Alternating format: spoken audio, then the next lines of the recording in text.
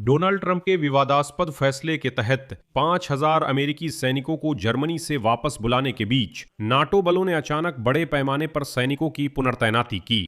आज ये पता चला है कि नाटो देश रूस की पूरी सीमा पर एक साथ बड़े पैमाने पर सैन्य अभ्यास कर रहे हैं। इन अभ्यासों में दसियों हजार सैनिक भाग ले रहे हैं, जिनका मकसद रूस के साथ पारंपरिक युद्ध की स्थिति में रक्षा अभियानों की योजना बनाने और उन्हें लागू करने का अभ्यास करना है। इसके अलावा ट्रंप के जर्मनी में टॉमहॉक मिसाइलें न भेजने के फैसले की पृष्ठभूमि में, जो मॉस्को तक पहुंच सकती थीं, बर्लिन ने आधिकारिक तौर पर कीव को मिलकर अपनी खुद की लंबी दूरी की मिसाइलें विकसित करने और बनाने का प्रस्ताव दिया है। साथ ही जर्मनी बंदरगाहों के आधुनिकीकरण में अरबों यूरो निवेश कर रहा है ताकि तेज स्थानांतरण हो सके। भारी टैंक और अन्य भारी सैन्य उपकरण रूस के और करीब भेजे जा सकें। साथ ही स्वीडन 10 अंतरिक्ष यान कक्षा में भेज रहा है, जिन्हें रूसी सीमाओं के पास जासूसी और क्षेत्र में सैन्य गतिविधियों की निगरानी के लिए इस्तेमाल किया जाएगा। मुद्दा यह है कि जमीन, आसमान और समुद्र में तैनात सैनिकों के अलावा नाटो ने रूस पर 24 घंटे निगरानी रखने का फैसला किया है। मेरा नाम अलेक्सेई पेचिये है। आइए चर्चा करें। लेकिन इस एपिसोड की शुरुआत करने से पहले मैं आपसे अनुरोध करता हूं कि चैनल को सब्सक्राइब करें, इस एपिसोड को लाइक करें और नीचे कमेंट में अपनी राय जरूर लिखें। तो चलिए शुरू करते हैं। तो संयुक्त राज्य अमेरिका ने जर्मनी के प्रशिक्षण मैदान से अपने लगभग 5,000 सैनिकों को वापस बुलाने की प्रक्रिया शुरू कर दी है। इस बारे में जर्मन प्रकाशन बिल्ड ने जानकारी दी है। ये स्ट्राइकर ब्रिगेड की वापसी की बात है, जो बवेरिया के विल्जेक शहर में तैनात है। पेंटागन के प्रतिनिधि शॉन पार्नेल ने बताया कि सैनिकों और उनके परिवारों की वापसी 6 से 12 महीनों के भीतर पूरी करने की योजना है। इस सैन्य अड्डे को पूरी तरह से बंद करने की कोई संभावना नहीं है, क्योंकि कटौती के बाद भी यहां 5 से 8,000 सैनिक सेवा करते रहेंगे। इस समय जर्मनी में लगभग 35 से 40,000 अमेरिकी सैनिक तैनात हैं। इनमें से लगभग 16,000 ग्राफेनवर्क के प्रशिक्षण मैदान में तैनात हैं और 10,000 विल्जेक में। नागरिक कर्मचारियों और परिवारों के साथ इस क्षेत्र में 30,000 से अधिक अमेरिकी रहते हैं। और ये समझना जरूरी है कि ट्रंप का ये फैसला यूरोप में नाटो के पूर्वी मोर्चे को कमजोर करता है, क्योंकि टुकड़ी के साथ साथ टैंक कमांडर, पायलट, हथियार विशेषज्ञ और अन्य लोग भी इस क्षेत्र को छोड़ रहे हैं।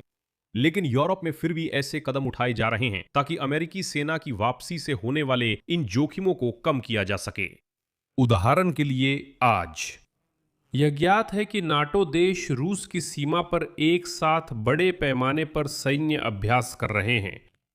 एस्टोनिया में सोमवार 4 मई को वसंत तूफान 2026 नामक सैन्य अभ्यास शुरू हुआ, जो लगभग 1 महीने तक चलेगा।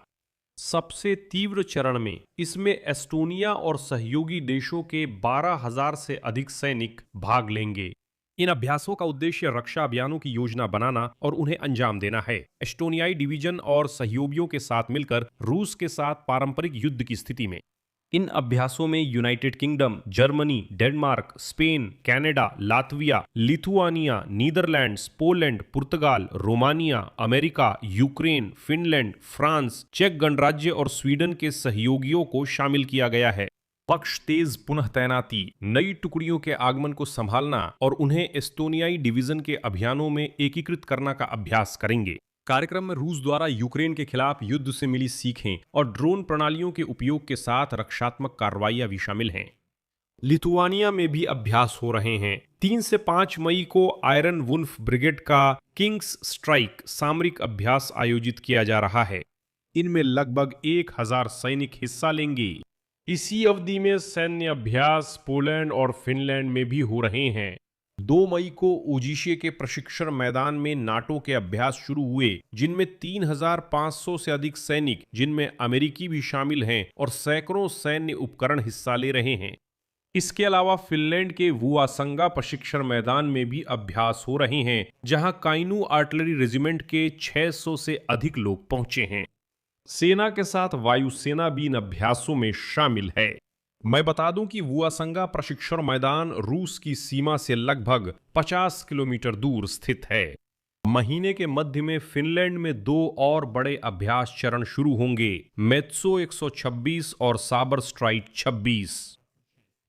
फिनलैंड के अभ्यास का सबसे महत्वपूर्ण हिस्सा 11 मई को वुआसंगा में शुरू होगा। इसी के साथ आज स्वीडन ने अपना पहला स्वदेशी सैन्य उपग्रह कक्षा में स्थापित किया और अगले 2 वर्षों में स्वीडन लगभग 10 उपग्रह तैनात करने की योजना बना रहा है, जिन्हें रूसी सीमाओं पर जासूसी और सैन्य गतिविधियों की निगरानी के लिए इस्तेमाल किया जाएगा। मूल बात यह है कि अब से स्टॉकहोम वैश्विक स्तर पर खतरों का पता लगाने और उनका विश्लेषण करने में अमेरिकियों की मदद के बिना खुद सक्षम हो गया है। असल में अभी स्वीडिश सैन्य बल वैसे ही जैसे यूक्रेनी सैन्य बल भी मित्र देशों या व्यावसायिक उपग्रहों से उपग्रह चित्र लेते हैं। अब स्वीडन के पास अंतरिक्ष में अपनी खुद की नजरें होंगी और अब उपग्रह समूहों का विस्तार कई कारणों से जुड़ा हुआ है। सबसे पहले स्वीडन नेटो का सदस्य बन गया है और उसकी सेना के संभावित संचालन क्षेत्र गठबंधन देशों के कारण बढ़ गया है। दूसरे, स्वीडन को नई हथियार प्रणाली मिल रही है जिसकी मारक क्षमता अधिक है, जिसके लिए दूरस्थ लक्ष्य निर्धारण और खुफिया जानकारी की आवश्यकता होती है।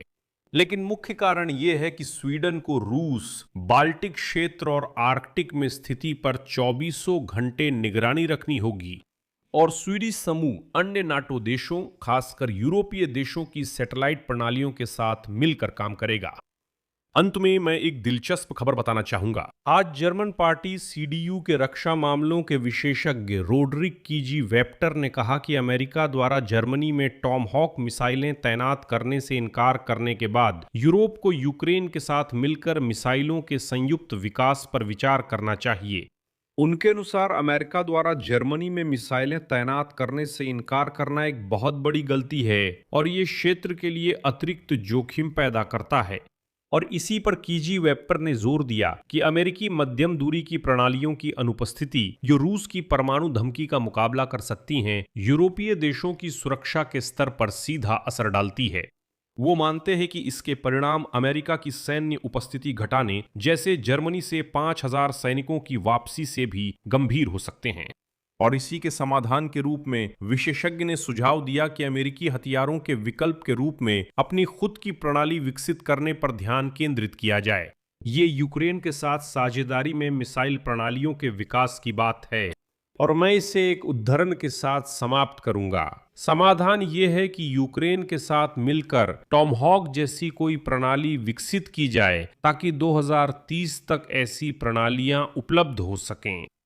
मैं यहीं विराम लेता हूं। अपनी राय नीचे कमेंट करें, चैनल सब्सक्राइब करें, बेल दबाएं और लाइक करें। अगर आप इस YouTube चैनल को सपोर्ट करना चाहते हैं तो डोनेशन या स्पॉन्सरशिप के लिए वीडियो डिस्क्रिप्शन में दिए लिंक का इस्तेमाल कर सकते हैं। धन्यवाद। अपना ध्यान रखें। अलविदा।